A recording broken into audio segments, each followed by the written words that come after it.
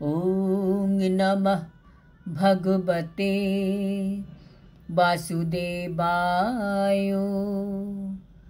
শ্রীমদ্ ভগবদ গীতা ষষ্ঠ অধ্যায় ধ্যান যোগ। হরে কৃষ্ণ। আজ আমরা ধ্যান যোগের 32 নম্বর শ্লোকটি শুনব। আত্মৌপম্যেন সর্বত্র সমং পশ্যতি যর্জুন সুখং বা যোগী বা দুঃখং স যোগী পরমো মতঃ। অনুবাদ: হে অর্জুন, যিনি সমস্ত জীবের সুখ ও দুঃখকে নিজের সুখ ও দুঃখের অনুরূপ সমানভাবে দর্শন করেন, আমার মতে তিনিই হচ্ছেন সর্বশ্রেষ্ঠ যোগী। মানে যিনি নিজের সঙ্গে তুলনা করে, নিজের এক্সপিরিয়েন্সের সাথে তুলনা করে অন্যের সুখ ও দুঃখকে নিজের বলে মনে করতে পারেন, তিনি হচ্ছেন সর্বশ্রেষ্ঠ যোগী। তাৎপর্য: কৃষ্ণ ভাবনাময় ভক্তই হচ্ছেন পরম যোগী। তিনি যে কোনো জীবের সুখ বা দুঃখ দেখেন, তখন তিনি সেই সুখ দুঃখের অনুভূতিকে নিজের যে জীবনের এক্সপিরিয়েন্স তার সাথে তুলনা করে ফিল করতে পারেন। কারোর দুঃখ দেখলে তিনি সেটা ভেতর থেকে ফিল করতে পারেন, কারোর সুখানুভূতি দেখলে তার মধ্যেও আনন্দ হয়। এই জগতে আমাদের দুঃখ ভোগ করার মেন কারণ কি? মেন কারণ হচ্ছে আমরা ভগবানের সাথে আমাদের সম্পর্কটা যে কী তা ভুলে গেছি।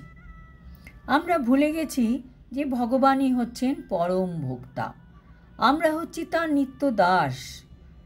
কাজেই একজন বাড়ির দাসী যদি কোনো সংসারে কর্ত্রী হয়ে যায়, তাহলে সেই সংসারের কি অবস্থা হবে, বা সেই দাসীরই কি দুর্দশা হবে?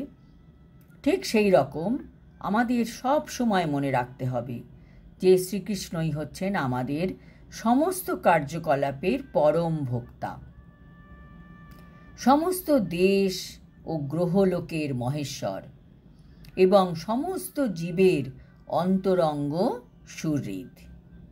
এই জ্ঞানই আমাদের সুখ দেবে। তাহলে আমাদের এই জড় জগতের জিনিসপত্রের প্রতি অ্যাটাচমেন্টও কমে যাবে। একজন সিদ্ধ যোগী জানেন যে এই জড় প্রকৃতির গুণে আবদ্ধ জীব শ্রীকৃষ্ণের সঙ্গে তার নিত্য সম্পর্কের কথা ভুলে যাওয়ার ফলেই এই ত্রিতাপ ক্লেশ ভোগ করছে। এই ত্রিতাপ ক্লেশ ভোগ কি? আধি আত্মিক, আধি ভৌতিক আর আধি দৈবিক। আধি আত্মিক হচ্ছে নিজের শরীর ও মন থেকে যে কষ্ট পাওয়া যায়। শরীর খারাপ হলো, মন খারাপ হলো, তার দ্বারা যে কষ্ট, সেটাকে আধি আত্মিক বলে। আর আধি ভৌতিক হচ্ছে অন্য জীবের দ্বারা প্রাপ্ত দুঃখ।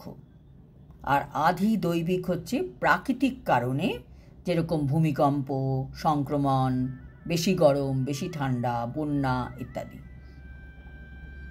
একজন কৃষ্ণ ভাবনাময় ভক্ত যেহেতু নিজে এই ভক্তি পথে আনন্দের স্বাদ লাভ করেছেন, তাই তিনি সবাইকে কৃষ্ণ ভাবনামৃতের জ্ঞান বিতরণ করার চেষ্টা করেন। তিনি যেহেতু নিজে শান্তি পেয়েছেন, আনন্দ লাভ করেছেন, তাই তিনি চান এই জড় জগতের মানুষ টেনশন মুক্ত হয়ে শান্তিতে জীবনযাপন করুক। এইখানেই অষ্টাঙ্গ যোগীর সাথে একজন ভক্তি যোগীর পার্থক্য। অষ্টাঙ্গ যোগী যে সাধনা করেন সেটি তিনি স্রেফ নিজের জন্য করেন, নিজের উন্নতির জন্য। আর ভক্তিযোগী কৃষ্ণ ভাবনামৃতের গুরুত্ব সবার মধ্যে প্রচার করার প্রয়াসী হন। তাই একজন ভক্তিযোগী জগতের শ্রেষ্ঠ পরোপকারী, আর তিনি ভগবানের সর্বাপেক্ষা প্রিয় সেবক। কৃষ্ণ ভক্ত ভগবানের কাছে কামনা করে, ভগবান তুমি আমাকে শুদ্ধ ভক্ত করো, যাতে আমি জগতে তোমার বাণী প্রচার করতে পারি ঠিকভাবে। জীবের কল্যাণ সাধন করার জন্য কৃষ্ণ ভক্ত সব সময় তৎপর থাকে। তাই তিনি সকলের প্রকৃত সুহৃদ। তিনি হচ্ছেন সর্বোত্তম যোগী, কারণ তিনি নিজের ব্যক্তিগত স্বার্থসিদ্ধির জন্য যোগের সিদ্ধি কামনা করেন না। তিনি সমস্ত জীবের কল্যাণ সাধনের জন্য সচেষ্ট থাকেন। তিনি অন্য জীবের প্রতি হিংসাপরায়ণ হন না। শুদ্ধ ভক্ত এবং সিদ্ধিকামী যোগীর মধ্যে এটি হচ্ছে পার্থক্য। শুদ্ধ ভক্ত অনেক উন্নত। আজ এই পর্যন্ত। আগামী শ্লোকে অর্জুন প্রশ্ন করবেন কৃষ্ণকে।